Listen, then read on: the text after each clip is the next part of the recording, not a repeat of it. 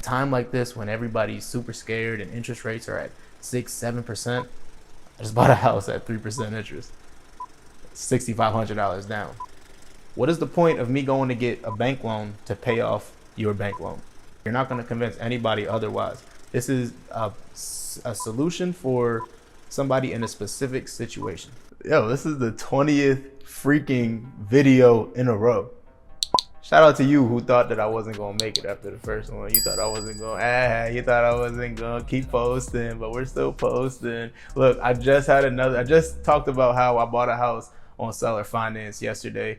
In this video, we're going to talk about a sub 2 deal that I actually just recently bought. And it's crazy because we took over the mortgage of an unalive person. So the person that I'm paying the mortgage for every single month is no longer with her, God rest her soul. But yes, you can do that, right? You can take over mortgage. So what is sub 2? What is it? So sub 2 is when you buy a house subject to the existing financing. So whether it's a lien, whether it's a mortgage, whether it's a solar panels, any type of lien that's against the property, you can buy the property subject to that financing. And what that means is you're going to leave that loan in place. You're going to leave that mortgage in place, and you're going to continue to pay it every single month on the seller's behalf. Now, your name will be the deed. You're the owner of the property. The seller's name just stays on the mortgage. Right, so a lot of people think that the mortgage and the deed are the same thing. No, they're two completely different things. The mortgage is a payment that you make to the bank. The deed shows the ownership of the house. Right, so your name can stay on the mortgage all day. My name could be on the deed. I bought your house subject to the existing financing. So this property is actually in Virginia.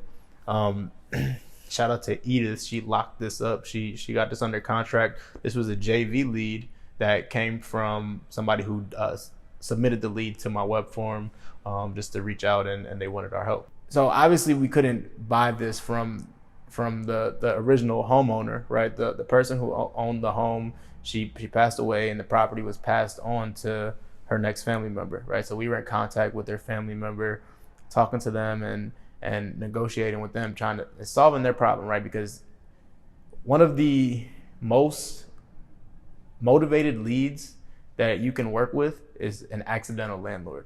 So somebody who got a house on an accident and it was a rental property, or it's just a property that's just an accident. They do not want to be a landlord. They do not want to own a house, right? So those are some of the hottest people you could talk to, most motivated people you could talk to. And she needed to sell this property. She didn't want to continue to pay a mortgage on a house that she doesn't even live near and nobody's in. She doesn't know the first thing of being a landlord, right? So we're there. The property already went through probate. So the property was in her name, and the mortgage was still in the original owner's name. So we came in, we solved their problem. We gave her $6,500 to buy the house and take over the payments and continue to make them on her behalf. And we're taking over a mortgage of, my payment is $1,100 a month, and it's 3% interest, right? So at a time like this when everybody's super scared and interest rates are at 6-7%, I just bought a house at 3% interest, $6,500 down, $6,500 altogether, right? And I take over this loan, $1,100 every single month. Now, what I'm going to do with it, because I probably can't get the best return as a rental. I probably make around $200, $300 cash flow, which is really negative when you really do the numbers. So what we ended up doing on this was wrapping it. So I'm selling it on seller finance. All right, so I bought this house subject to the existing financing. I'm taking over the mortgage, paying the $1,100 every single month on the seller's behalf. And I found somebody else to say, hey, here are these terms that I have. I'm going to sell it to you at higher terms. So if my payment is $1,100 every single month, I'm going to charge my buyer $1,500 a month. They're going to pay me $1,500. I'll get that extra $400 every single month. We'll also charge a down payment and interest as well. So I'm becoming the bank pretty much for somebody who cannot obtain financing on their own, right? They go to the bank and maybe they have cash, but they don't have credit. So I bought a house subject to, I sold it on seller finance. Now, why would somebody sell their house on subject to in the first place? Why would anybody just let somebody take over their mortgage? And the main reason a lot of the times is when there's no equity. So this seller in particular, If she would have sold this at the price she sold it to me for, she would have ended up losing money. She would end up having to come to the table with money out of her pocket by the time she paid closing costs, realtor commissions, any upgrades that the property needed. So I gave her market value for the house, and instead of her losing money, she actually got paid to sell this house. So we solved their problem. That's why we say motivation is everything. It's not the fact that somebody wants to sell their house. It's why. What's causing them to sell this property? Most people, you got to remember, most people only buy or sell 1 or 2 houses in their lifetime. So if somebody's selling a property and they need to sell a property, there's a reason, right? There's a reason why. So let's figure out what that reason why is. And if we have a solution to solve that problem, let's solve it. You now have a solution to solve the problem. If there is no equity in the deal, what do? What I tell sellers all the time, what is the point of me going to get a bank loan to pay off your bank loan? Who wins? The bank. You don't win, I don't win. I could take that money that I was going to pay the bank and origination fees and points and all that good stuff, and I could just pay you. How about that? How's that sound? If you paint the right picture and you understand that this is what they need, right? This isn't. If somebody can sell their house on the open market on the MLS and make money on it, they're going to do it. You're not going to convince anybody otherwise. This is a solution for somebody in a specific situation. This doesn't work for everybody. So you need to be able to find the problem and understand what this person is going through.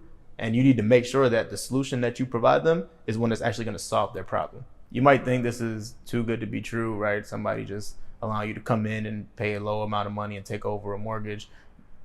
It takes some skill and it takes confidence on your end and you understanding how the deal actually works to be able to articulate it to the seller and overcome their objections. Now I'm going to do another video on objections that sellers typically give you while you're pitching this solution to them in a separate day, right? Now I want to talk about today though, one of them is the legalities. And when you're taking over somebody's mortgage, this isn't something to play with. This is something very serious. So you need to understand and you need to make sure that you have the money in place and you can actually make these payments on time. And you put a servicing company in place that makes the payments as well, that it's a third party, right? You use an attorney, you use the right paperwork, right? So make sure everything is legal. Everything is legal. Make sure you're doing it the right way.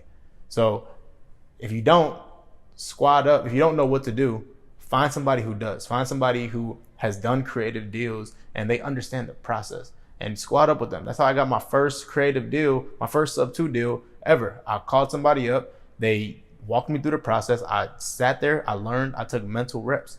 So find somebody, join my Discord community, because if you need help finding somebody who knows how to do creative deals, that's the place to find somebody. So hit the link in the bio below, subscribe below, and I'll see you in the next video. Not in the room. I've been so real, I'm down to the tomb. They in the way, they gotta move. I gotta gas.